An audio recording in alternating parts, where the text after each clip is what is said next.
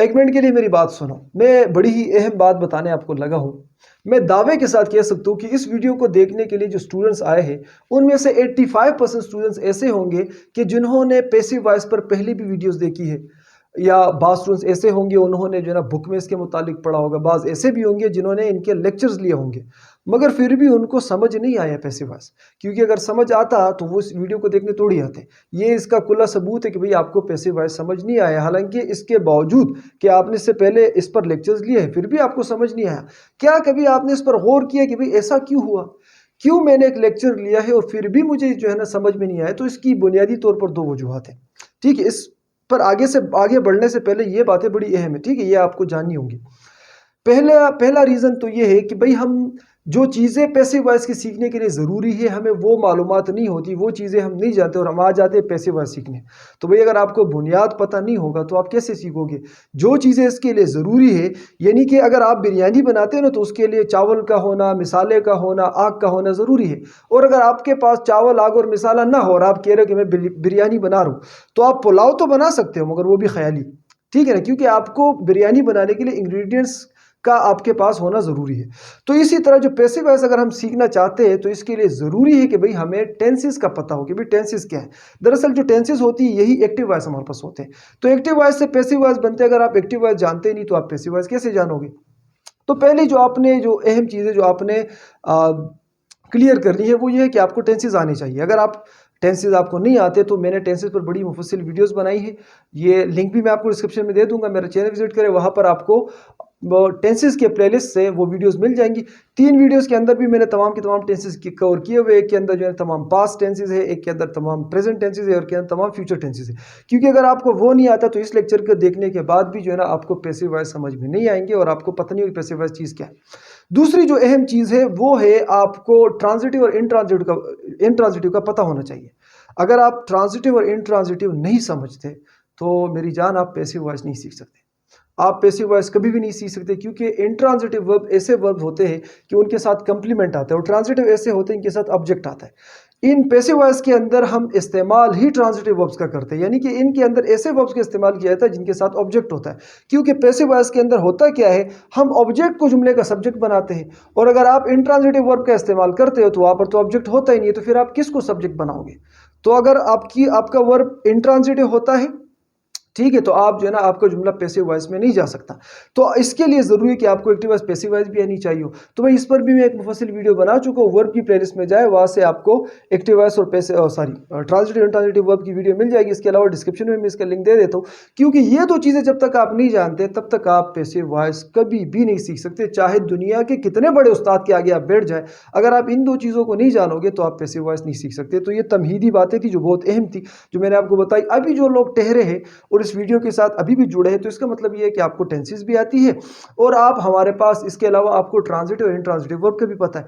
वैसे मैं आपको अगर एक बड़ी हैरान करने वाली बात बताऊं जो कि बहुत कम स्टूडेंट्स को पता होगा, वो ये है कि कुछ पैसिव वॉइस के जुमले ऐसे होते हैं जो कि इंट्रांजिटिव वर्ब से भी बनते हैं और वो मैं आपको इसी वीडियो के अंदर बनाकर दिखाऊंगा कि कुछ, सारे नहीं, बहुत ही तोड़े हैं, मगर बहरहाल हम पैसिव वॉइस के अंदर इंट्रांजिटिव वर्ब्स का भी इस्तेमाल कर सकते हैं, मगर वहाँ पर काफ़ी सारे शराइत हैं। वो इसी वीडियो के जो एडवांस पोर्शन में जाएंगे तो उसके अंदर वो मैं आपको बता दूंगा। अच्छा, एक दूसरी बात, अगर आप वो वीडियोस देखने भी जा रहे हो, यानी कि टेंसेस की वीडियोस देखने जा रहे हो, या इसके अलावा अगर आप ट्रांसलेटिव की वीडियो देखने जा रहे हो, तो भाई ये सोचकर कि ये वीडियो तो लंबी है इसको छोड़ ना देना। क्योंकि अगर आप लंबी वीडियो एक दफ़ा देख लेते हैं ना तो जो है ना फिर आपको एक एक चीज़ के लिए 10-10 वीडियोस नहीं देखनी पड़ती। आप इससे पहले भी जो है पैसिव वॉइस पर वीडियो देख चुके हो, मुमकिन है आपने 10-12 मिनट की वीडियो देखी होगी और पैसिव वॉइस पर जो है ना काफ़ी सारी डिटेल दरकार है, वो 12 मिनट में कवर ही नहीं हो सकती, तभी तो आपको समझ में नहीं आता है। तो मैं आपको रिकमेंड ये करूंगा, आप जब भी ग्रामर के किसी कॉन्सेप्ट को, किसी चीज़ को सीखना चाहते हैं तो कोशिश करें कि लंबी वीडियोस देखा करें, क्योंकि वहाँ पर बहुत ज़्यादा डिटेल दी होती है, वहाँ पर एक्सप्लेनेशन बहुत ज़्यादा होती है। मिसाल के तौर पर अगर एक टॉपिक है हमारे पास जिसकी एक्सप्लेनेशन के लिए 50 मिनट रिक्वायर्ड है, यानी कि 50 मिनट चाहिए हमें कि उसको एक्सप्लेन करें, उसके एग्जाम्पल दे ताकि वो आपको समझ में आए, और आप कह रहे हो कि नहीं भाई मैंने तो 10 मिनट में ही सीखने, तो क्या आप सीख पाओगे? हरगिज़ नहीं सीख सकते। तो भाई मेरी वीडियोस लंबी है, मगर मेरी वीडियोस अगर आप एक बार भी देख लेते हो ना तो आप जो है ना वो आपको 20 वीडियोस देखने से बचाती है, क्योंकि एक एक टॉपिक पर आप 20-20 वीडियोस देखते हो। वजह क्या है? आप शॉर्ट वीडियोस ढूंढते हो, तो शॉर्ट वीडियोस के चक्कर में ना पड़े, मुफस्सिल वीडियोस देखें, ये आपके बड़े जो है ना आगे काम आएंगे। तो चलो बढ़ते हैं अपने टॉपिक की तरफ तमहीदी बातें बहुत हो गई, बहरहाल चूंकि ये ज़रूरी थी तो मैंने इसलिए की। अच्छा, पैसिव वॉइस का इस्तेमाल क्यों किया जाता है, तो सबसे पहले ये जान लेते हैं, ठीक है, ये बड़ी अहम बात है। तो पैसिव वॉइस का इस्तेमाल बुनियादी तौर पर 4 वजूहात से किया जाता है। वैसे तो इसके काफ़ी सारी रीज़न है, मगर बुनियादी जो रीज़न है वो 4 रीज़न है। एक ये है कि जब हमने जुमले के अंदर ये बताना हो कि भाई डूअर जो है वो इतना इंपॉर्टेंट नहीं है, यानी कि सब्जेक्ट इतना इंपॉर्टेंट हमारे पास नहीं है, बल्कि काम इंपॉर्टेंट है, तब हम पैसिव वॉइस का इस्तेमाल करते हैं। जैसे कि मिसाल के तौर पर हम ले लेते हैं कि मोनालिसा वाज पेंटेड इन 1600। वैसे मुझे एग्जैक्ट उसका डेट याद नहीं, एकदम जेहन में सेंटेंस आया तो मैंने ठोक दिया, ठीक है, कि मोनालिसा जो है ये 16वीं सदी में पेंट की गई। तो यहाँ पर जिसने पेंट की है उसका वो हमें ज़रूरी नहीं लग रहा, तो लिहाजा हमने पैसिव वॉइस में इसका इस्तेमाल किया और जो हमारी बात थी बिना सब्जेक्ट के बताए हमने पहुंचा दी। और दूसरा, जब हमारा सब्जेक्ट ऐसे कोई ख़तरनाक किस्म का बंदा हो, ठीक है, कि जिसका नाम लेने से जो है ना हमें दुश्वारी का सामना करना पड़ सकता है, जिसके नाम लेने से हमें मसलों का सामना करना पड़ सकता है, तो भाई उसके नाम को बीच में से निकालने से, और काम चूंकि हमने बता रहे तो तब भी हम पैसिव वॉइस का इस्तेमाल करते हैं। जैसे कि मिस्टेक्स वर मेड, गलतियां की गई थी, ठीक है, मिस्टेक्स वर मेड, गलतियां की गई थी। तो अब यहाँ पर हम ये नहीं बताना चाह रहे कि भाई गलतियां किसने की थी, क्योंकि बताएंगे तो वो लटका देंगे, अब हमने लटकना तो है नहीं। तो इस सूरत में भी जो है ना हम सब्जेक्ट को निकालने के लिए पैसिव वॉइस का इस्तेमाल करते हैं। वैसे अगर देखा जाए तो ये आजकल पीटीआई वालों के साथ बड़ा हो रहा है, वो बातों को बड़ा घुमा फिरा के पैसिव वॉइस के अंदर उनका इस्तेमाल करते हैं, सब्जेक्ट को जो है ना गायब करके, क्योंकि सब्जेक्ट बताएंगे तो बेचारे के लिए मसले बनेंगे ना। अच्छा, इसके अलावा पैसिव वॉइस का इस्तेमाल फ्लो क्रिएट करने के लिए भी किया जाता है कि जुमले के अंदर एक रवानी पैदा हो जाए आपके जुमलों में, ठीक है, वो आप आगे एग्जांपल्स देखोगे तो आपको बात भी समझ में आ जाएगी। और इसके अलावा पैसिव वॉइस का इस्तेमाल जुमलों को, आपकी तहरीर को खूबसूरत बनाने के लिए भी किया जाता है। तो ये 4 बुनियादी रीज़न हैं जिनके लिए हम पैसिव वॉइस का इस्तेमाल करते हैं। तो ये जो वीडियो है बड़ी डिटेल वीडियो है, ये लंबी ज़रूर होगी, इसमें कोई शक नहीं है, मगर मैं पैसिव वॉइस के हवाले से आपके जितने भी जो है ना, जो भी अहम अहम बातें हैं, जो भी चीज़ें, वो तमाम के तमाम इसके अंदर रखने वाला हूँ। और वीडियो के एंड में मैं एक एडवांस पोर्शन भी रखूंगा जहां पर मास्टर लेवल की चीजें मैं आपको यहाँ पर सिखाऊंगा जो पैसिव वॉइस के अंदर होती है, ठीक है। तो आप जान गए एक्टिव वॉइस कौन से सेंटेंसेस है, वो जुमले होते हैं हमारे पास जो क्या कहते हैं, जो हमारे पास टेंसेस के जुमले वो एक्टिव वॉइस है, और उन्हीं से पैसिव वॉइस बनते हैं। पैसिव वॉइस जुमले को, एक एक्टिव वॉइस जुमले को पैसिव वॉइस में बदलने के लिए जो सबसे ज़रूरी चीज़ है वो ये है कि जुमले के अंदर जिस वर्ब का इस्तेमाल हुआ है उसको ट्रांजिटिव होना चाहिए। एक आध सिचुएशन को छोड़कर, वो मैं आपको वीडियो के एंड में बताऊंगा, ठीक है। तो जुमले को ट्रांजिटिव होना चाहिए वर्ब को, अगर वर्ब ट्रांजिटिव होगी तो ऑब्जेक्ट लाएगी साथ में। पैसिव वॉइस के अंदर हम करते क्या है, हम जुमले का जो ऑब्जेक्ट होता है उसको जुमले का सब्जेक्ट बनाते हैं। अच्छा, यहाँ पर एक दूसरी जो एक गलत फहमी है जो लोगों ने अपने दिल में पाल रखी है, वो ये है कि भाई पैसिव वॉइस के जो जुमले हैं इनका इस्तेमाल उर्दू हिंदी में नहीं किया जाता। ये बिल्कुल गलत बात है। पैसिव वॉइस का इस्तेमाल उर्दू हिंदी में बकसरत किया जाता है, हर एक ज़बान में ही किया जाता है, मगर हमने जो पैसिव वॉइस के बारे में सुन रखा है शायद वो बात पूरी नहीं है। हमने ये सुन रखा है कि भाई सब्जेक्ट जो जुमले का होगा और जो जुमले का ऑब्जेक्ट होगा, तो ऑब्जेक्ट से पैसिव वॉइस में सब्जेक्ट बनेगा और सब्जेक्ट से ऑब्जेक्ट बनेगा। दरअसल जो पैसिव वॉइस का सही कायदा है वो ये है कि भाई हम सब्जेक्ट को बिल्कुल इमिट ही कर देते, बिल्कुल निकाल देते, सब्जेक्ट का जिक्र ही नहीं करते। क्योंकि अगर सब्जेक्ट का जिक्र आपने करना है तो पैसिव वॉइस का इस्तेमाल क्यों कर रहे हो। बहुत कम ही सिचुएशन ऐसी होती है कि जहाँ पर सब्जेक्ट का जिक्र करने की ज़रूरत पड़ती है, वैसे हम सब्जेक्ट का जिक्र नहीं करते। तो पैसिव वॉइस के अंदर क्या होता है, हम एक्टिव वॉइस के जुमले के ऑब्जेक्ट को सब्जेक्ट बना लेते हैं और एक्टिव वॉइस के जुमले के सब्जेक्ट जो होते हैं उसको रफू चक्कर कर देते हैं, उसको भी बिल्कुल वहां से निकाल ही देते हैं। वैसे यहाँ पर एग्जांपल्स में मैंने जो एग्जांपल्स दी उनके अंदर मैंने लिखा है, क्योंकि कुछ लोग उनको लिखते हैं और ये भी ग्रामर का कायदा, ये गलत नहीं है, मगर बोलचाल की बात अगर हम करें तो बोलचाल में फिर जब हम इसका इस्तेमाल करते हैं पैसिव वॉइस का, तो इसका तो मकसद ही है कि भाई सब्जेक्ट वहां से उड़ जाए, तो फिर हम उस सब्जेक्ट का इस्तेमाल ऑब्जेक्ट की जगह पर नहीं करते, ठीक है ना। जैसे कि खाना पकाया गया, वो मिसाल के तौर पर खाना पकाया गया, खाना खाया गया, इस किस्म के बहुत सारे जुमले अगर बताना शुरू कर दूं तो वीडियो जो है ना बहुत ज़्यादा लंबी हो जाएगी, मगर इस किस्म के जुमले जो है ना बहुत सारे ये पैसिव वॉइस के जुमले। इसके अलावा पैसिव वॉइस के जुमलों का इस्तेमाल अगर आप टीचर हो या अगर आप स्टूडेंट हो तो आपने बुक्स के अंदर देखा होगा, is am are was were will be shall be इन जैसे के साथ अक्सर ही हमें जो है थर्ड फॉर्म ऑफ वर्ब मिलती है। तो भाई उसकी वजह क्या है, उसकी वजह यह है कि वो जुमले हमारे पास पैसिव वॉइस के अंदर लिखे होते हैं। तो हमारे जो निसाब के अंदर पढ़ाए जाने वाले मज़ामीन हैं उनके अंदर पैसिव वॉइस का इस्तेमाल कसरत से किया जाता है। तो ये इसकी इंपॉर्टेंस थी, यहाँ तक जो है ना आप बात समझ चुके होंगे, ठीक है। बढ़ते अपने ऐसे करते हैं कि प्रेजेंट सिंपल टेंस से शुरू करते हैं कि जो प्रेजेंट सिंपल टेंस के जो जुमले हैं इनको अगर पैसिव वॉइस में कन्वर्ट करेंगे, पैसिव वॉइस के अंदर ले जाएंगे, तो भाई किन किन रूल का इतलाक होगा और क्या होगा, ठीक है। तो जो हमारे पास प्रेजेंट सिंपल टेंस के जुमले हैं। देखो टेंसेज आपको आती है तभी आप ये पैसिव वॉइस सीखने आए हो, ठीक है। यहाँ पर मैं टेंसेज में डिटेल में नहीं जाऊंगा, क्योंकि टेंसेज में डिटेल में गया तो ये वीडियो तो 3 घंटे की हो जाएगी, फिर 3 घंटे की वीडियो कौन देखेगा। इस पर मैं मुख्तलिफ वीडियोस बना चुका हूँ। तो जो हमारे पास एक्टिव वॉइस है उनके अंदर अगर आप देखो जो प्रेजेंट सिंपल टेंस है उनके अंदर जो हेल्पिंग वर्ब होता है वो होता है डू और डस। जो हमारे पास डिक्लेरेटिव जुमले होते हैं पॉजिटिव डिक्लेरेटिव, उनके अंदर इस हेल्पिंग वर्ब का इस्तेमाल नहीं किया जाता। अलबत्ता नेगेटिव के अंदर और इंट्रोगेटिव के अंदर हम फिर डू और डज हेल्पिंग वर्ब के तौर पर इस्तेमाल करते हैं, ठीक है। तो जो एक्टिव वॉइस के अंदर डू और डज का इस्तेमाल होता है प्रेजेंट सिंपल टेंस के अंदर, तो जब इसको हम पैसिव वॉइस में ले जाएंगे तो हम क्या करेंगे, ये जो डू और डज है इसको हम इज, एम और आर से बदल देंगे।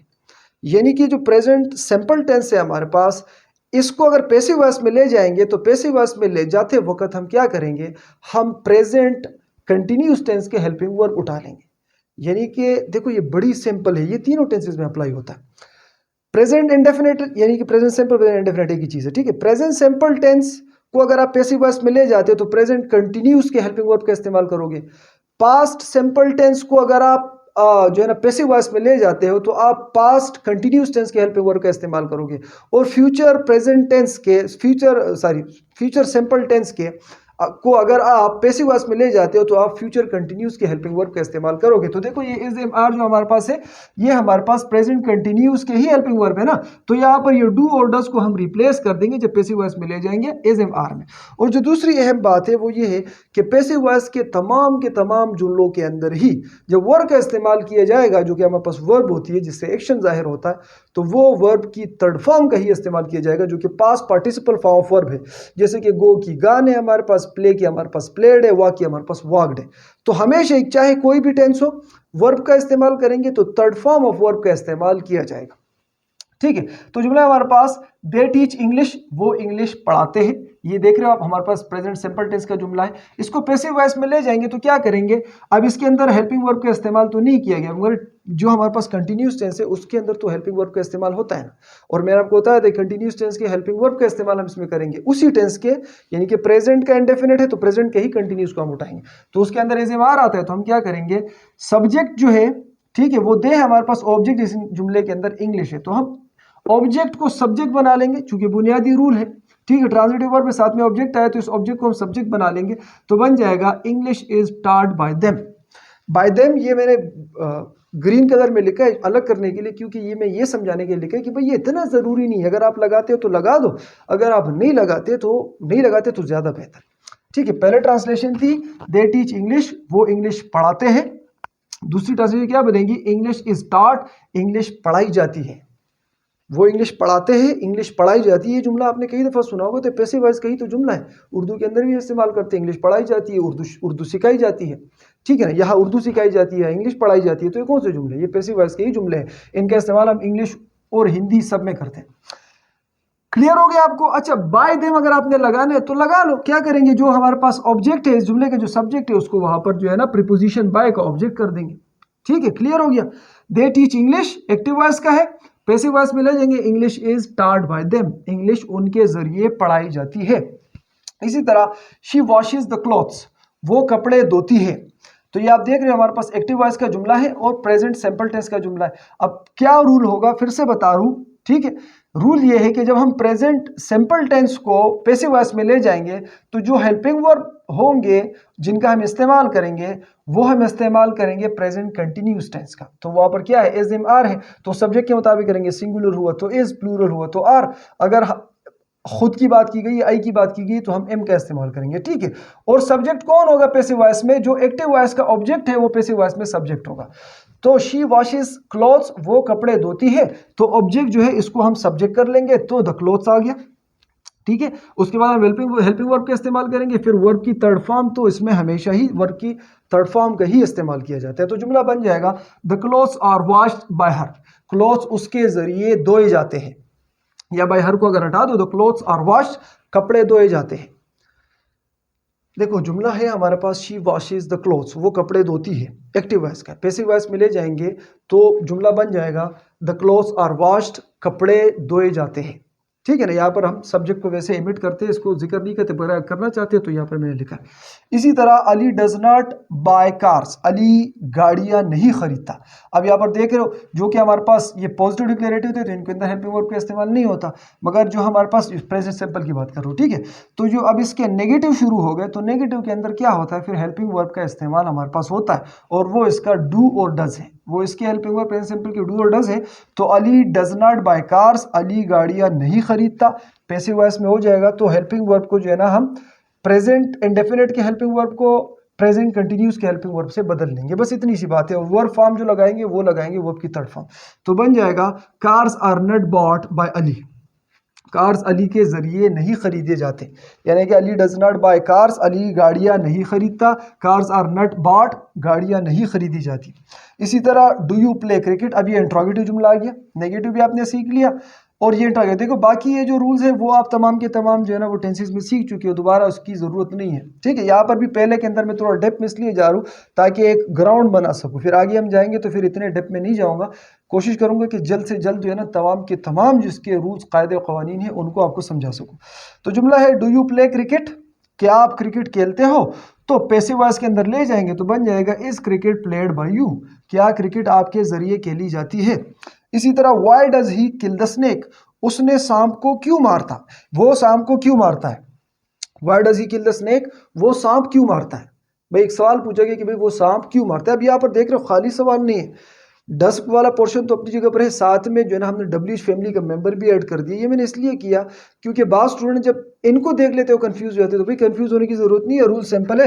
ये डब्ल्यूएच फैमिली के जो मेंबर्स होते हैं जब भी आएंगे तो ये अपनी जगह पर ही आएंगे, इनके आने से जुमले पर कोई असर नहीं पड़ेगा। अगर इसको हटा दो तो सवाल ये जुमला फिर भी है, does he kill the snake, क्या वो सांप मारता है, तो जुमला बन जाएगा वाई। अच्छा ये यहाँ पर हमने वाई का इस्तेमाल भी किया था ना एक्टिव वॉइस के अंदर, पैसिव वॉइस के अंदर ले जाएंगे, वाई अपनी जगह पर आ जाएगा और फिर बाकी जो रूल है उसी हिसाब से हम इसको लाएंगे। Why is the snake killed by him, क्यों सांप उसके जरिए मारे जाते हैं। Why is the snake killed, क्यों सांप मारा जाता है, जो सांप है वो क्यों मारा जाता है, ठीक है। ये एक्टिव वॉइस हो गया, साथ में इसका ये पैसिव वॉइस हो गया। तो आपने यहाँ पर हमारे पास पॉजिटिव डिक्लेरेटिव भी देख लिया, नेगेटिव डिक्लेरेटिव भी देख लिया, और उसके अलावा इंट्रोगेटिव जो हमारे पास जुमले हैं वो भी आपने देख लिए, ठीक है। इसी तरह एक दूसरा जुमला है हमारे पास, आई हैव अ पेन। तो भाई यहाँ पर हैव को देख के इस मुगालते में ना पड़ जाना कि ये हमारे पास परफेक्ट टेंस का जुमला है। परफेक्ट टेंस का जुमला होता तो हैव के बाद एक थर्ड फॉर्म वर्ब का इस्तेमाल किया जाता है, जो इस जुमले के अंदर आप देख रहे हो कहीं पर भी नहीं है। आई हैव अ पेन, मेरे पास एक पेन है। तो ये जो हैव है ये पोजीशन के लिए इस्तेमाल किया गया है, और यहाँ पर इस जुमले के अंदर ये मेन वर्ब की तौर पर काम कर रहा है। और ये जो हैव है इसका फर्स्ट फॉर्म जो बनता है वो बनता है हैव, ठीक है। सेकंड इसका हेड है, थर्ड भी इसका हमारे पास हेड है। तो यहाँ पर इसको मेन वर्ब के तौर पर इस्तेमाल किया गया पोजीशन दिखाने के लिए। वैसे आपको एक और बात बता दूं कि ये जो जुमले हैं ये पोजीशन दिखाने वाले, इनका इस्तेमाल पैसिव वॉइस के अंदर उर्दू और हिंदी में नहीं किया जाता, बहरहाल मगर इंग्लिश में किया जाता है, तो इसलिए मैंने इनको भी यहाँ पर लिखा है। आई हैव अ पेन, तो जुमला बन जाएगा pen is had by me. I have a pen is had by me. तो ये थे इसके प्रेजेंट सिंपल टेंस के जो हमारे पास जुमले थे, ठीक है। इनके एक्टिव वॉइस भी आपने देख लिए, पैसिव वॉइस भी देख लिए। अब ऐसे करते हैं पास्ट सिंपल की बात करते हैं, क्योंकि प्रेजेंट सिंपल और पास्ट सिंपल के जो रूल है वो एक ही है, बस थोड़ा सा फर्क है। फर्क क्या है, प्रेजेंट सिंपल के अंदर जो प्रेजेंट सिंपल का एक्टिव वॉइस है इसके अंदर हम वर्ब उठाते हैं प्रेजेंट कंटिन्यूस की पैसिव वॉइस पे ले जाने के लिए। पास्ट सिंपल में क्या करते हैं, पास्ट सिंपल के अंदर जो हमारे पास जो पास्ट सिंपल के सेंटेंसेस है उनके अंदर फिर हम हेल्पिंग वर्ब का जो इस्तेमाल करेंगे वो पास्ट कंटिन्यूस का करेंगे, और पास्ट कंटिन्यूस का हेल्पिंग वर्ब क्या है, वाज है और वर है हमारे पास, ठीक है। अगर इस जुमले को और यहाँ पर जैसे मैंने डू डज लिखा है तो वहां पर हमारे पास पास्ट में क्या है, डिड है, पास्ट का हेल्पिंग वर्ब हमारे पास डिड है, ठीक है। पास्ट सिंपल टेंस का हेल्पिंग वर्ब हमारे पास डिड है, और जो कि पास्ट कंटिन्यूस टेंस है उसका जो हेल्पिंग वर्ब है वो हमारे पास वाज और वर है। तो इसी रूल के मुताबिक उनमें भी तब्दीली आएगी। तो जुमला हमारे पास दे टीच इंग्लिश, वो इंग्लिश पढ़ाते हैं, ये हमारे पास प्रेजेंट सिंपल के टेंस का जुमला। अगर इसको हम पास्ट सिंपल में ले जाएंगे तो टीच की जगह टाट आ जाएगा, क्योंकि पास्ट सिंपल में वर्ब की सेकंड फॉर्म का इस्तेमाल किया जाता है। तो जुमला बन जाएगा दे टाट इंग्लिश, उन्होंने इंग्लिश पढ़ाई। इसको पैसिव वॉइस में ले जाएंगे तो क्या करेंगे, ऑब्जेक्ट को सब्जेक्ट बना देंगे, इंग्लिश आ जाएगा। हेल्पिंग वर्ब का जो है ना पास्ट कंटिन्यूस का इस्तेमाल करेंगे, क्योंकि एक्टिव वॉइस में हमारे पास पास्ट इंडेफिनिट है ना, यानी कि पास्ट सिंपल है, तो पास्ट कंटिन्यूस का इस्तेमाल करेंगे। इंग्लिश के साथ वाज का इस्तेमाल किया जाएगा, क्योंकि थर्ड पर्सन सिंगुलर ऑब्जेक्ट है तो उसके वाज का इस्तेमाल किया जाएगा, तो जुमला बन जाएगा इंग्लिश वाज टाट। और टाट का इस्तेमाल दोबारा ही किया जाएगा क्योंकि टाट हमारे पास सेकंड फॉर्म भी है, थर्ड भी है, और पैसिव वॉइस के अंदर हमेशा ही जो है ना थर्ड फॉर्म वर्ब का इस्तेमाल किया जाता है। दे टाट इंग्लिश, उन्होंने इंग्लिश पढ़ाई, इंग्लिश वाज टाट, इंग्लिश पढ़ाई गई। इसी तरह चलो इस जुमले को भी बदल कर देखते हैं। Ali does not buy cars, Ali गाड़ियां नहीं खरीदता, प्रेजेंट सिंपल टेंस का जुमला है। पास में ले जाएंगे तो उसका हेल्पिंग वर्ब क्या है हमारे पास, डिड है, तो बन जाएगा Ali did not buy cars, Ali ने गाड़ियां नहीं खरीदी। तो अगर इसको पैसिव वॉइस में ले जाएंगे तो इसका ऑब्जेक्ट को सब्जेक्ट बना देंगे, तो कार्स आ गया अपनी जगह पर, और डेड को हम बदल लेंगे किस चीज से, पास्ट कंटिन्यूस के हेल्पिंग वर्ब से। तो कार चूंकि प्लूरल है इसके साथ वर का इस्तेमाल किया जाएगा, तो जुमला बन जाएगा कार्स वर नॉट बॉट, गाड़ियां नहीं खरीदी गई। ठीक है ना, जुमला था हमारे पास अली गाड़ियां, Ali does not buy cars, Ali जो है ना did not buy cars, Ali ने गाड़ियां नहीं खरीदी, और पैसिव वॉइस के अंदर बन गया कि गाड़ियां नहीं खरीदी गई। इस तरह अगर आप इस बात से जो है ना यहाँ पर यानी कि जितना मैंने समझाया इससे अगर आप समझ चुके कि पास्ट इंडेफिनेट यानी कि सिंपल पास्ट के जुमले कैसे बनते, तो बहुत ज़बरदस्त हम आगे बढ़ते। अगर आप इससे नहीं समझे तो इस वीडियो को पॉज कर ले, और ये जिस वक्त आपको स्क्रीन पर ये एक्टिव वॉइस और पैसिव वॉइस के अंदर यानी कि पास्ट का यहाँ पर पास्ट इंडेफिनिट टेंस के एक्टिव वॉइस पैसिव वॉइस दिख रहे हैं, इस पर प्रैक्टिस करें। जो रूल है बाकी तो सेम है, आप इस पर प्रैक्टिस करें, आपकी जो थोड़े बहुत कन्फ्यूजन होंगे वो यहाँ से ख़त्म हो जाएंगे। ठीक है, तो अब बढ़ते हैं फ्यूचर इंडेफिनिट की तरफ। जो फ्यूचर इंडेफिनिट है उसका भी यही रूल है, सेम रूल है। फ्यूचर इंडेफिनिट यानी कि फ्यूचर सिंपल टेंस के अंदर हम क्या करेंगे, हम अगर उसको पैसिव वॉइस में ले जाएंगे तो हम फ्यूचर कंटिन्यूस के हेल्पिंग वर्ब का इस्तेमाल करेंगे, और फ्यूचर इंडेफिनिट यानी कि फ्यूचर सिंपल टेंस का हेल्पिंग वर्ब विल है, तो यानी कि यहाँ पर विल आ जाएगा एक्टिव वॉइस के अंदर। फ्यूचर की बात करेंगे तो यहाँ पर विल आ जाएगा, और उसका जो पैसिव वॉइस होगा यानी कि उसके जो हमारे पास कंटिन्यूस टेंस है, फ्यूचर कंटिन्यूस टेंस, उसके अंदर विल बी और शेल भी है। विल और शेल दोनों है, बहरहाल हम शेल का इस्तेमाल ज़्यादा नहीं करते इसलिए मैं सिर्फ विल से ही आपको समझा रहा हूँ। बाकी अगर आप शेल देखो तो शेल लगा दो, विल देखो तो विल लगा लो, दोनों का इस्तेमाल किसी भी सब्जेक्ट के साथ किया जाता है। वैसे शेल का इस्तेमाल बहुत ही कम किया जाता है, अमूमन हम विल का ही इस्तेमाल करते हैं। ठीक है, तो उसका जो फ्यूचर कंटिन्यूस टेंस का जो हेल्पिंग वर्ब है वो है विल बी और शेल बी, तो हम उसको वहां से विल बी और शेल बी से बदल लेंगे। तो चलो एक दो जुमले को जो है ना बदलते हैं, बाकी जो है ना फिर उसका भी मैं आपको एक पिक्चर दिखा दूंगा ताकि टाइम बच जाए, आप उससे जो है ना प्रैक्टिस कर लें। तो जुमला हमारे पास जो प्रेजेंट सिंपल टेंस में है दे टीच इंग्लिश, तो अगर फ्यूचर सिंपल में ले जाएंगे तो बन जाएगा they will teach English, they will teach English, यहाँ पर विल का इस्तेमाल भी हो जाएगा यानी कि वो इंग्लिश पढ़ाएंगे। तो अगर पैसिव वॉइस के अंदर ले जाएंगे तो इसको अब ये ऑब्जेक्ट बन जाएगा, सब यहाँ का जो ऑब्जेक्ट है वहाँ पर सब्जेक्ट बन जाएगा। ठीक है, और वहाँ पर उसका जो प्रेजेंट जो फ्यूचर कंटिन्यूस टेंस का हेल्पिंग वर्ब है वो क्या है, विल भी है, तो बन जाएगा English will be taught, English पढ़ाई जाएगी। इसी तरह नेगेटिव पर आ जाए तो हमारे पास प्रेजेंट सिंपल के अंदर था Ali does not buy cars, तो वहां पर बन जाएगा Ali will not buy cars, Ali गाड़ियां नहीं खरीदेगा। अगर इसको हम पैसिव वॉइस में ले जाएंगे तो बन जाएगा, तो ये इसका जो ऑब्जेक्ट है इसको यहाँ पर सब्जेक्ट कर देंगे, कार्स अपनी जगह पर आ जाएगा। उसके बाद विल नट बी का इस्तेमाल हो जाएगा क्योंकि नट का इस्तेमाल साथ में किया गया ना, यानी कि विल और बी के बीच में नट का इस्तेमाल कर देंगे, तो बन जाएगा cars will not be bought, गाड़ियाँ नहीं खरीदी जाएंगी। अगर यहाँ तक जो है ना ये आप यहाँ से क्लियर हो गया आपको तो बहुत अच्छी बात है। अगर क्लियर नहीं हुआ तो वीडियो को पॉज करें, यहाँ पर ये जो आपको अभी जुमले दिख रहे हैं इन जुमलों पर प्रैक्टिस करें, बाकी रूल सेम है, आपकी कंफ्यूजन खत्म हो जाएंगे। तो मैं ऐसे करता हूँ आगे से हटता हूँ, आप इसका स्क्रीनशॉट ले लें, उसके बाद जो है ना फिर बाकी टेंसेस पर बढ़ते हैं। तो अब बात करते हैं प्रेजेंट कंटिन्यूस टेंस के एक्टिव वॉइस जुमलों को पैसिव वॉइस में कैसे ले जाएंगे, उसके रूल्स क्या है। तो रूल सेम ही है, ठीक है, इनमें ज़्यादा कोई फ़र्क नहीं है। जो हमारे पास प्रेजेंट कंटिन्यूस टेंस के हेल्पिंग वर्ब है उनके अंदर हमारे पास इज एम आर आता है, और जो अगर हम इसको पैसिव वॉइस में ले जाएंगे तो हमने क्या करना होगा, इज एम आर अपनी जगह पर आएंगे, उसके साथ हम बस एक वर्ड और का इजाफा कर देंगे, वो है बीइंग, यानी कि साथ में पैसिव वॉइस के अंदर ले जाएंगे तो साथ में बीइंग आ जाएगा। बाकी जो रूल्स है वो सेम है, यानी कि इस एक्टिव वॉइस के ऑब्जेक्ट से जो है ना पैसिव वॉइस के अंदर सब्जेक्ट बनाया जाएगा, और वर्ब की हमेशा ही थर्ड फॉर्म का इस्तेमाल किया जाता है। और इसके अलावा ये जो इज एम आर है इसके अलावा हम इसके साथ जो है ना बीइंग का इस्तेमाल भी करेंगे। तो चलो जुमलों की तरफ बढ़ते हैं। तो देख रहे हो इज एम आर इसके हेल्पिंग वर्ब है प्रेजेंट कंटिन्यूस टेंस के, वहां पर ले जाएंगे तो इज एम आर अपनी जगह पर आएंगे, साथ में बीइंग का इस्तेमाल भी हो जाएगा। तो जुमला है शी इज ईटिंग राइस, वो चावल खा रही है, ये हमारे पास ऑब्जेक्ट है एक्टिव वॉइस के अंदर, तो वहां पर ये सब्जेक्ट इसलिए बन रहा है तो ये सब्जेक्ट बन गया। ठीक है। और इसके बाद जो है ना सब्जेक्ट सिंगुलर है, साथ में इज का इस्तेमाल किया गया। मैंने आपको बताया था पैसिव वॉइस में ज़्यादा कुछ नहीं, बस इज एम आर के साथ हमने फिर बीइंग का इस्तेमाल करना होता है। तो जुमला बन जाएगा राइस इज बीइंग ईटन। अगर आप साथ में बाय हर लगाना चाहते हो तो लगा लो, अगर नहीं लगाना चाहते तो ज़्यादा बेहतर है। ठीक है, शी इज ईटिंग राइस, वो चावल खा रही है। राइस इज बीइंग ईटन, चावल खाए जा रहे हैं। वो चावल खा रही है और राइस इज बीइंग ईटन, चावल खाए जा रहे हैं। इस तरह अगला जुमला हमारे पास they are making a plan, वो एक मंसूबा बना रहे हैं। A plan is being made, एक मंसूबा बनाया जा रहा है। He is not buying the glasses for you, वो तुम्हारे लिए चश्मे नहीं खरीद रहा। अब मैं बीच में छोटे छोटे क्लासेस भी साथ में ऐड कर रहा हूँ ताकि आपको थोड़े से मुश्किल जुमलों का भी सामना करना पड़े, ताकि आप वो भी बना सको। ठीक है, he is not buying the glasses, he is not buying the glasses for you, वो तुम्हारे लिए चश्मे नहीं खरीद रहा। तो the glasses are not being bought for you, तो ग्लासेस तुम्हारे लिए नहीं खरीदे जा रहे।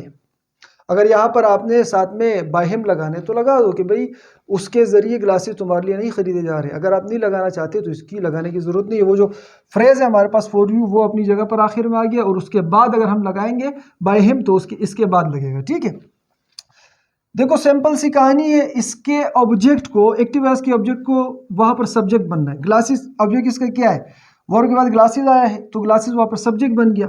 अब यहाँ पर ही था, ही के साथ हमने इसका इस्तेमाल किया था, वहाँ पर हमने आर का इस्तेमाल किया। वजह क्या है, यहाँ पर सब्जेक्ट हमारे पास थर्ड पर्सन सिंगुलर है। ठीक है, ही है, तो इसके साथ प्रेजेंट कंटिन्यूस टेंस में इसका इस्तेमाल किया जाता है। मगर यहाँ पर चूंकि इसका जो ऑब्जेक्ट है वो तो प्लूरल है ना, और वहाँ पर पैसिव वॉइस के अंदर ऑब्जेक्ट ने सब्जेक्ट बनना होता है। ऑब्जेक्ट जब सब्जेक्ट बन गया वो तो प्लूरल है, तो वो अपने हिसाब से वर्ब लाएगा, और वो वर्ब आई है आर। ठीक है, और यहाँ पर अगर जब हम नेगेटिव जुमले बनाते हैं तो क्या होता है कि जो आर और बीइंग है, या इज और बीइंग है, या एम और बीइंग है, इनके बीच में फिर नट का इस्तेमाल किया जाता है। ये जो नट का इस्तेमाल है वो हम इसके बीच में करेंगे, तो बन जाएगा हमारे पास जुमला बन जाएगा the glasses are not being bought for you, तुम्हारे लिए चश्मे नहीं खरीदे जा रहे। ये जुमले आपने काफ़ी दफ़ा सुने होंगे, फिर भी लोग कहते हैं कि भाई पैसिव वॉइस का इस्तेमाल उर्दू हिंदी में नहीं किया जाता। तो मुझे नहीं समझ आ रही कि भाई वो कहाँ से बात कहते हैं।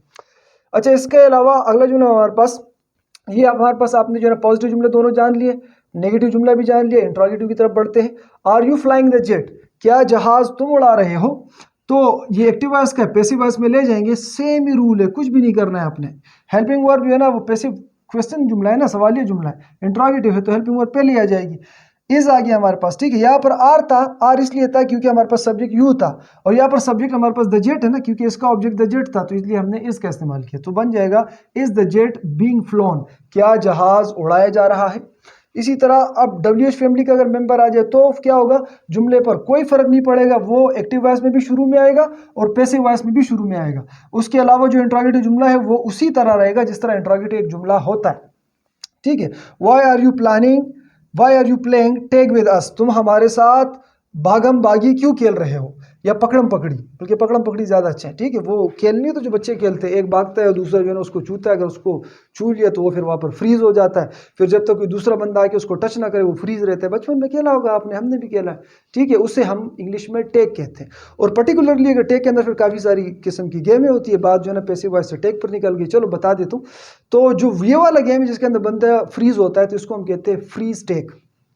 ठीक है, तो जुमला है why are you playing tag with us, तुम हमारे साथ बगम बागी, या इसके अलावा जो है ना, हाँ बगम बागी सही है, तुम हमारे साथ बगम बागी क्यों खेल रहे हो, या पकड़म पकड़ी। ठीक है, तुम हमारे साथ पकड़म पकड़ी क्यों खेल रहे हो, पैसिव वॉइस में चला जाएगा why is tag being played with us, हमारे साथ पकड़म पकड़ी क्यों खेली जा रही है, हमारे साथ पकड़म पकड़ी क्यों खेली जा रही है। तो कितना आसान है, बहुत ही आसान है, यही रूल है। अब अगर इसके हम, ये हमारे पास था सिंपल प्रेजेंट कंटिन्यूस टेंस, अगर पास्ट कंटिन्यूस टेंस में ले जाएंगे तो क्या होगा, एक ही चीज है, कोई फर्क नहीं आना, वहां पर भी यही रूल है। बस सिर्फ हेल्पिंग वर्ब चेंज हो जाएंगे। पास्ट कंटिन्यूस के हमारे पास वाज और वर है, तो वहां पर वाज और वर के साथ हम फिर बीइंग का इस्तेमाल करेंगे। वाज और वर पास्ट में है तो वाज और वर के साथ हम बीइंग का इस्तेमाल करेंगे। बाकी यही चीज है।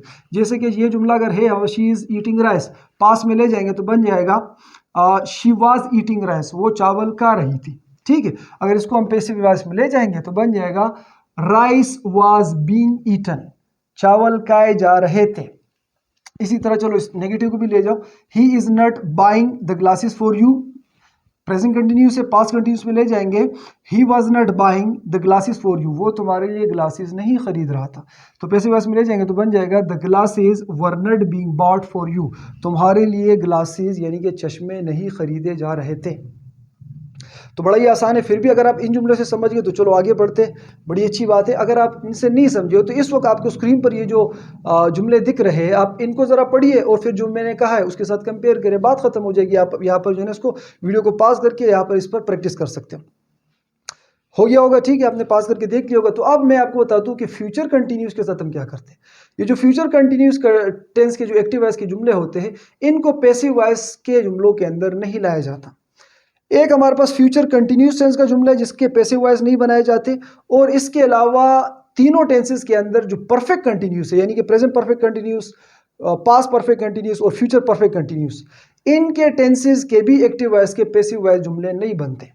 जब यही बात ग्रामेरियन से पूछी जाती है तो वो कहते हैं कि भाई ये अगर हम बनाएंगे तो बड़ी awkward लगेंगे, इनके अंदर पैसिव वॉइस का बनाने का मकसद तो ये है कि फ्लू बना रहे, तो ये जो अगर इनसे जुमले बनेंगे तो वो फ्लू को तोड़ेंगे, राइटिंग की लज्जत को ख़त्म करेंगे, राइटिंग की लज्जत बेकार हो जाएगी, मांद हो जाएगी, तो इसलिए इनको हम पैसिव वॉइस के अंदर इस्तेमाल नहीं करते। और स्पोकन में भी जब इनका यूज़ किया जाता है तो सुनने में भी ये बड़ा awkward लगता है और बोलते हुए भी ये बड़ा ही awkward लगता है। तो फ्यूचर कंटिन्यूस के जो है ना नहीं बनते, प्रेजेंट और पास्ट कंटिन्यूस के आप जान चुके हो। तो मैं आगे से हटता हूं, अब इसे स्क्रीनशॉट ले लें, फिर आगे जो है ना परफेक्ट टेंसेस पर बढ़ते हैं।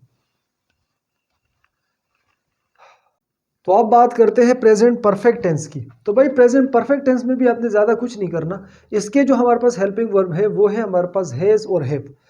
जब हम इसको पैसिव वॉइस में ले जाएंगे एक्टिव वॉइस से, तो इन्हीं हेल्पिंग वर्ब हैज़ और हैव के साथ हम अब बीन को भी साथ लगा देंगे। और इनके तो अंदर वैसे भी थर्ड फॉर्म ऑफ वर्ब का इस्तेमाल किया जाता है। थर्ड फॉर्म ऑफ वर्ब का इस्तेमाल हर ही पैसिव टेंस के अंदर किया जाता है, और प्रेजेंट जो हमारे पास परफेक्ट टेंस है इनके अंदर भी, बल्कि तमाम परफेक्ट टेंसेस के अंदर ही हमारे पास जो वर्ब आती है वो हमारे पास थर्ड फॉर्म की होती है, यानी कि past participle form of verb होती है। तो भाई आपने क्या करना है, हैज़ और हैव हो पैसिव वॉइस के अंदर भी होंगे मगर साथ में उनके साथ बीन आ जाएगा। तो चलो एग्जांपल की तरफ बढ़ते हैं। जो हमारे पास पहला जुमला है, मैंने लिखा है I have won the bet, मैं शर्त जीत चुका हूँ। I have won the bet, मैं शर्त जीत चुका हूँ। इसको पैसिव वॉइस बनाएंगे तो क्या करेंगे, ये जो द बेट है इसका ऑब्जेक्ट, इसको सब्जेक्ट कर देंगे, ठीक है। और उसके अलावा जो, अब देखो आई के साथ मैंने हैव लगाया था क्योंकि आई के साथ प्रेजेंट परफेक्ट टेंस के अंदर हैव लगाया जाता है, मगर चूंकि ये जो द बेट है थर्ड पर्सन सिंगुलर जो सब्जेक्ट है इसके साथ हैज लगाया जाता है, तो अब ये इसका ऑब्जेक्ट था, अब वहाँ पर सब्जेक्ट बन गया तो वर्ब इसके अकॉर्डिंग आएगी, ठीक है। तो बन जाएगा the bet has been won, शर्त जीती जा चुकी है। अगर आप साथ में बाई मी करते हो तो लगा दो the bet has been won by me, शर्त मेरे द्वारा या मेरे जरिए जीती जा चुकी है। इसी तरह अगला जुमला हमारे पास she has drunk the water, वो पानी पी चुकी है। यहाँ पर देखो इनके अंदर भी तमाम के तमाम एक्टिव वॉइस है प्रेजेंट परफेक्ट के, इनके अंदर भी तमाम के साथ ही वर्ब की थर्ड फॉर्म लगती है और पैसिव वॉइस के अंदर भी वर्ब की थर्ड फॉर्म लगती है। बस एक काम आपने करना है, इसके ऑब्जेक्ट को वहाँ पर सब्जेक्ट बना दो और हेल्पिंग वर्ब के बाद बीन लगा दो। अगर इंट्रोगेटिव जुमला आता है तो फिर हेल्पिंग वर्ब और बीन के बीच में नट लगा दो, बात खत्म, सारी नेगेटिव अगर आता है। और अगर इंट्रोगेटिव आता है तो आप हैज़ और हैव को पहले कर दो, फिर सब्जेक्ट को ले आओ यानी कि एक्टिव वॉइस के ऑब्जेक्ट को ले आओ और उसके बाद बीन का इस्तेमाल कर दो, ठीक है, सिंपल है। She has drunk the water, वो पानी पी चुकी है। The water has been drunk, पानी पिया जा चुका है। He has not received the emails today, उसको आज ईमेल्स मौसूल नहीं हो चुके हैं। The emails have not been received today, emails आज मौसूल नहीं हो चुके हैं। उसको था यहाँ पर, वहाँ पर था कि आज ईमेल मौसूल नहीं हो चुकी, क्योंकि यहाँ पर हम एम्फेसिस कर रहे हैं काम को, हमारा ज़्यादा जो फोकस है वो है काम पर, ना कि उसके सब्जेक्ट पर, ठीक है ना। तो अब यहाँ पर हमारे पास द ईमेल्स ऑब्जेक्ट था तो वहाँ पर सब्जेक्ट बन गया। अब यहाँ पर ही सब्जेक्ट था तो ही के साथ हैज़ का इस्तेमाल किया जाता है। अब ईमेल्स प्लूरल हो गया तो उसके साथ हैव का इस्तेमाल किया जाएगा, ठीक है। अब इंट्रोगेटिव है तो बीन और हैव के बीच में नट का इस्तेमाल हो जाएगा, तो बन जाएगा the emails have not been received today, आज ईमेल मौसूल नहीं की जा चुकी है। इस तरह अगला जुमला हमारे पास, have you heard her talking to Ali, क्या तुमने उसको अली से बात करते, क्या तुम उसको अली से बात करते सुन चुके हो। तो इसको अगर पैसिव वॉइस में ले जाएंगे तो क्या होगा, इसका जो हमारे पास ऑब्जेक्ट होगा वो क्या है, वो है हर हमारे पास, ठीक है। अब ये हर से सब्जेक्ट बना देंगे और चूंकि इंट्रोगेटिव जुमला है तो हेल्पिंग वर्ब को पहले ले आएंगे, तो हैज़ अपनी जगह पर आ जाएगा। देखो यहाँ पर हैव था, यहाँ पर हैज़ आ जाएगा, क्योंकि यू सब्जेक्ट था तो उसके साथ हैव था। अब शी आ जाएगा ना, हर है, अब ऑब्जेक्ट यहाँ पर हर है तो अब इसको हमने वहाँ पर सब्जेक्ट बनाना है, शी है, तो इसलिए हमने हैज़ का इस्तेमाल किया। तो जुमला बन जाएगा has she been heard talking to Ali, क्या उसको अली से बात करते सुना जा चुका है। इस तरह अगला जुमला हमारे पास, when have they played cricket, वो क्रिकेट कब खेल चुके हैं। अब देखो WH फैमिली का मेंबर भी आ गया तो भी जुमले पर कोई फर्क नहीं पड़ता, उसको वैसे ही लगा दो, बाकी जुमला इंट्रोगेटिव का इंट्रोगेटिव ही रहेगा। तो बन जाएगा when has cricket been played, cricket कब खेली गई। आपको फिर से बता रहा हूँ, अगर आप चाहो साथ में by me, by him, by her वगैरह लगा सकते हो, मगर अगर ना लगाओ तो ज़्यादा बेहतर है, क्योंकि जब हम इनका इस्तेमाल करते हैं ना, चाहे रिटर्न में हो चाहे स्पोकन में हो, तो वहाँ पर हम बाय मी का इस्तेमाल ना के बराबर करते हैं। बहुत कमी हमें ज़रूरत पड़ती है कि हम इनका इस्तेमाल करें, तो हम इनका इस्तेमाल करते, मगर हम इसका इस्तेमाल आप यूँ समझ लीजिए ना के बराबर करते हैं। तो ये हमारे पास था प्रेजेंट परफेक्ट टेंस के एक्टिव वॉइस से पैसिव बनाने का तरीका। अब बात करते हैं पास्ट परफेक्ट जो हमारे पास टेंस है उसके एक्टिव वॉइस से पैसिव वॉइस बनाने का तरीका। तो भी बड़ा आसान है। क्या करना है हमने, वो जो हमारे पास वर्ब है ना, हेल्पिंग वर्ब है हैज, वहाँ पर पास्ट के अंदर जो हमारे पास हेल्पिंग वर्ब वो है हेड, ठीक है ना। तो हेल्पिंग वर्ब जो पास्ट परफेक्ट टेंस का है वो हमारे पास हेड है, तो हेड के बाद हमने सिर्फ बीन लगा देना है बस। बाकी यही रूल्स है, बाकी जो रूल्स इसके अंदर है वो तमाम के तमाम उसके अंदर ही है। बस आपने क्या करना है, हेड के बाद आपने बीन लगा देना। पास्ट परफेक्ट टेंस का हेल्पिंग वर्ब हमारे पास हेड है, सिर्फ एक हेल्पिंग वर्ब है वो है हेड, और आपने पैसिव वॉइस के अंदर उसको ले जाना है, तो हेड के साथ आप बीन लगा दोगे बस। तो जुमला है हमारे पास आई हैड वोन द बेट, मैं शर्त जीत चुका था। पास्ट परफेक्ट की बात कर रहे हैं, ठीक है, हैव की जगह हमने हेड कर दिया। आई हैड वोन द बेट, मैं शर्त जीत चुका था, तो जुमला बन जाएगा the bat had been won, शर्त जीता जा चुका था। इस तरह नेगेटिव को ले लो, he has not he had not received the emails today, he has not received the email that day। अब today को हम that day में बदल देंगे, ठीक है। तो उसको उस दिन, क्योंकि पास्ट की बात इसको चल रही है ना, पास्ट के अंदर तो आप आज की बात नहीं कर सकते, ये पास्ट की बात कर रहे हैं, तो जुमला बन जाएगा he has not received the emails that day, he had not received the email that day, उसको उस दिन ईमेल मौसूल नहीं हो चुके थे। इसको पैसिव वॉइस में ले जाएंगे तो बन जाएगा the emails had not been received that day, उस दिन ईमेल रिसीव या ईमेल उस दिन रिसीव नहीं हो चुके थे, ठीक है। अगर इसी जुमलों से आप यहाँ पर समझ चुके हो तो बहुत खूब, आगे बढ़ते। अगर आप यहाँ से नहीं समझे हो तो ऐसे करो, यहाँ पर इस वक्त जो आपको स्क्रीन पर दिख रहे हैं ये सेंटेंसेस, आप वीडियो को पास करके इनको पढ़ लो, आपकी जो कन्फ्यूजन है वो वहाँ से ख़त्म हो जाएंगी, ठीक है। इसी तरह जो हमारे पास मेरे ख्याल में हो गया होगा, ठीक है।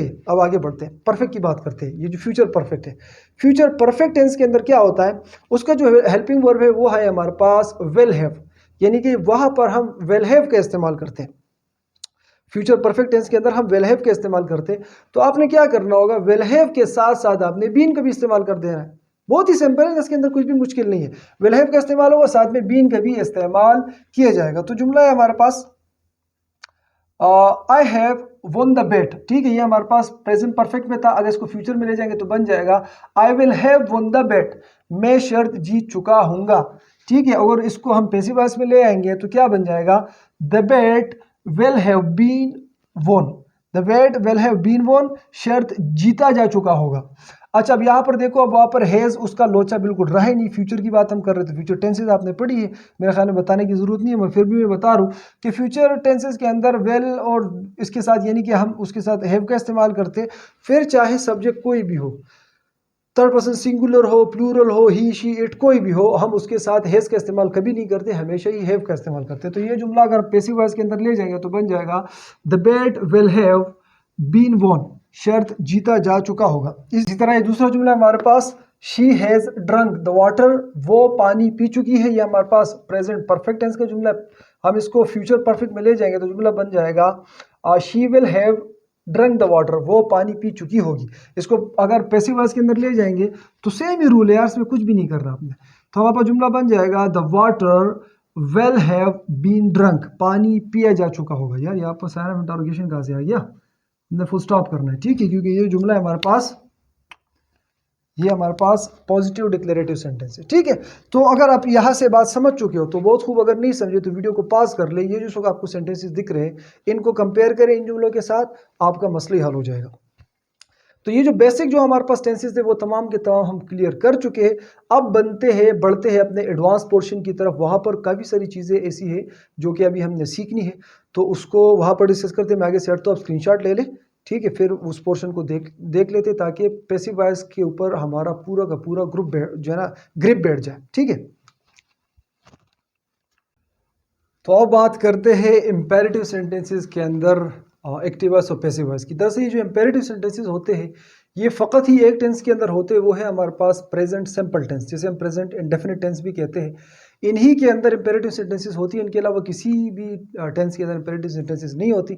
ये ऐसे जुमले होते हैं कि इनके अंदर हुक्म पाया जाता है, इनके अंदर नसीहत पाया जाता है, या इनके अंदर दरख्वास्त पाई जाती है। और इनकी सबसे आसान जो पहचान है, और एक ही पहचान है, बहुत ही ईजी है इम्पेरेटिव सेंटेंस को पहचानना, वो ये है कि इनका ये डायरेक्ट ही वर्ब से शुरू होते हैं। यानी कि बाकी जुमले भी वर्ब से शुरू हो सकते हैं, मगर वो तब हो सकते हैं जब उनको इंट्रोगेटिव बनाया जाए।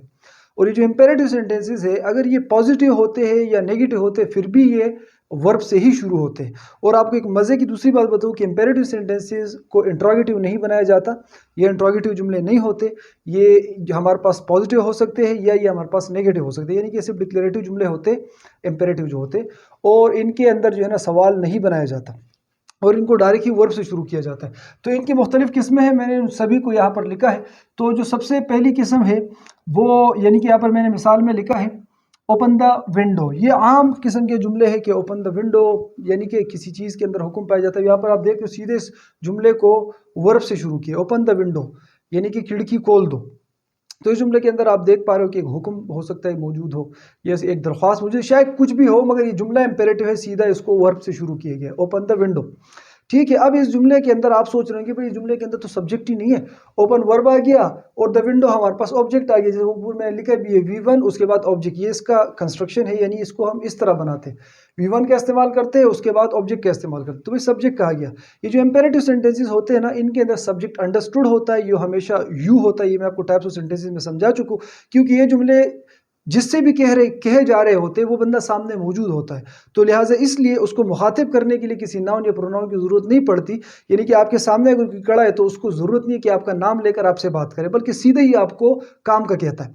ठीक है, लाइट भी जा चुकी है, मगर मैं खैर इस पिक्चर को यहाँ पर आगे लगा दे, तो जो पिक्चर मैंने यहाँ पर कीजिए, क्योंकि ये वीडियो मैंने आज ही जो है ना अपलोड करनी है और लाइट जा चुकी है। बहरहाल तो ये आप देख पा रहे हो कि V1 है, तो V1 के साथ हमने क्या किया है और उसके साथ ऑब्जेक्ट आता है, तो इम्पेरेटिव जुमला बनता है। अमूमन ये होता है, तो जुमला है ओपन द विंडो। अगर इसको हम पैसिव वॉइस में ले जाएंगे तो उसका स्ट्रक्चर क्या होगा, सबसे पहले हम लेट का इस्तेमाल करेंगे, उसके बाद ऑब्जेक्ट यानी कि जो एक्टिव वॉइस का ऑब्जेक्ट है फिर उसका इस्तेमाल किया जाएगा, उसके बाद बी का इस्तेमाल किया जाएगा, फिर उसके बाद वर्ब की थर्ड फॉर्म का इस्तेमाल किया जाता है। तो ओपन द विंडो था एक्टिव वॉइस में, पैसिव वॉइस में चला जाएगा तो बन जाएगा let the window be open. इसी तरह डू नॉट प्ले फुटबॉल बन जाएगा let the football not be played. अगर आपने नेगेटिव को बनाना है तो फिर क्या करना है, आपने ऑब्जेक्ट के बाद यानी कि इसके पैसिव वॉइस के सब्जेक्ट के बाद सीधा आपने नट लगाना है। वर्ब बी जो है इससे पहले आपने नट का इस्तेमाल करना है, जैसे कि यहाँ पर है let the football not be played. तो वैसे इसके अलावा ये जो आपको स्क्रीन पर जुमले दिख रही है तमाम की तमाम ही इंपेरेटिव सेंटेंसेस है, आप जो है ना इनको देखकर इन पर प्रैक्टिस कर सकते हो। उसके अलावा चलो नीचे आते हैं। इसके अलावा इंपेरेटिव जुमले हमारे पास ऐसे होते हैं कि इनके अंदर बाज़ों का जो है ना रिक्वेस्ट बड़ी वाज़ेह तौर पर पड़ी होती है, या एडवाइस बड़ी वाज़ेह तौर पर पड़ी होती है, या ऑर्डर जो होता है वो बड़ा वाज़ेह तौर पर पड़ा होता है।